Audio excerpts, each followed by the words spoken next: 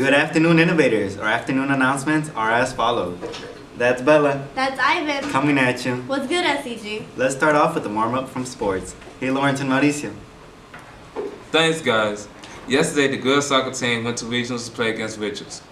They lost 2-1, but they had a good season. They have a game this Friday. Come out and support them. The track and field team is heading to state sectionals Thursday at St. Rita High School. They run at 2:30. Come out and support the track team. This is their second time coming in the sectionals. We believe in you guys. This is Lawrence. And Mauricio, Back to you guys in the studio. Thanks, guys. Now let's talk about Six Flags. Even though I didn't participate, it really looked like fun. Oh, Ivan, wait your turn. The class of 17 was able to spend the night at Six Flags. Here's some footage. Here's for the Justice League Reserve Team. That's awesome. In case you don't know me, I'm Cyborg. That looked lit. Now, let's talk about the Warren hoodies with Tyrenik and Tamia. Thanks, guys. For the past few weeks, we've been investigating the war on hoodies and uniforms. We were able to meet with the administration to get their reactions to your responses. Here's what they have. Okay. How do you guys feel about the students' responses? Something I can say about the data. First of all, let me thank all the students that participated. To me, this is really important to have this voice and also for ours to hear you about it. I believe it's something that we need to continue start looking on it and kind of make sure to do the better decision, looking at the stakeholders, talking about families, talking about teachers, because everybody here good is a family, so we need to make sure that everybody's included on this decision. Now, something that I can tell too, and you can look at research, a lot of it happens sometimes on bullying, a lot is because of clothing. You know, what I wear and how and what brands. Because some people are maybe able to afford a brand that others can, and that is when the bullying comes and like make them feel less. You know, like, oh, you cannot afford this, or you're not wearing a Nike versus I'm wearing a, I don't know, the brand that is lower, or you're wearing a Michael Kors versus I'm wearing, I don't know, this is even is fake.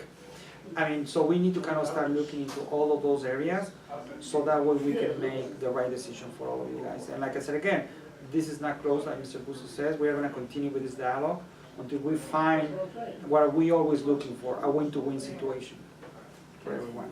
Now, I have a couple points after I did a little research that I wanted to point out about what goes wrong with uniforms. So, focusing on uniforms takes away from genuine solutions to problems. Like, I feel like the school focuses too much on uniform, and they miss out on like the learning aspect, because I had a whole class period where we did nothing but listen to the teacher argue with multiple students about, oh, you're not wearing a collared shirt, or those aren't khaki pants.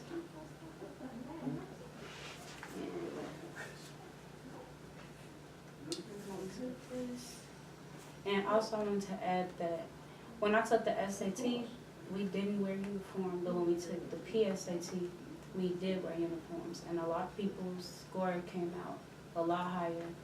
And I say, because I was more comfortable, I had jogging pants and t-shirt, and I was just comfortable. I felt more relaxed in a uniform. Okay. And also I have results showing that these non-uniform schools are performing better than us as being a uniform school. Their suspension rate is lower, their attendance is higher, and we're all about the same school. And this is all from the CPS website. And then I have some things that I think would be good. I like, say, like a business casual Friday. Like in the picture, we could dress like that, like we're going on a job interview or something. I think that would be fun. And I also think that we need a full-time social worker, because a lot of the reasons fights happen and stuff like with teachers is because we come home and it's bad there. We come to school from their bad place and we bring a lot of things with us. Definitely. Because I know with myself, I have a lot going on, and I come to school and they're just yelling about my ID not getting wrong. And then I get upset.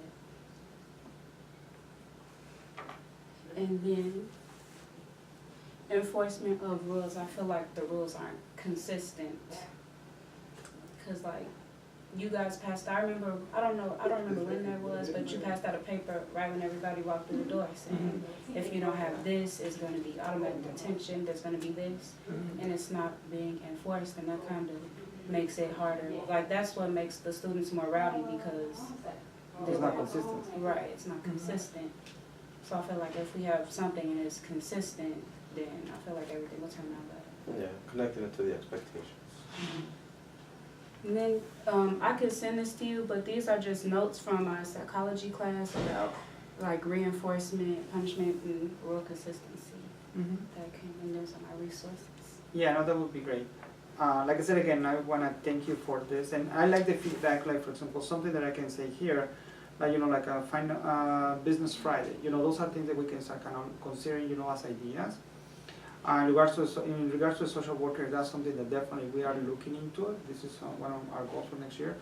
And enforcing the rules and consistency, that's something that I'm working with my security team to make sure that they are enforced equally to everyone, not just to a particular group of students, so everybody can see there is consistency, you know, because that's one of the pieces that I like. And also, in regards to the data that you showed me about the non-uniform, like I said again, I'm going to contact those schools too, and I'm going to see, you know, what they're doing and how.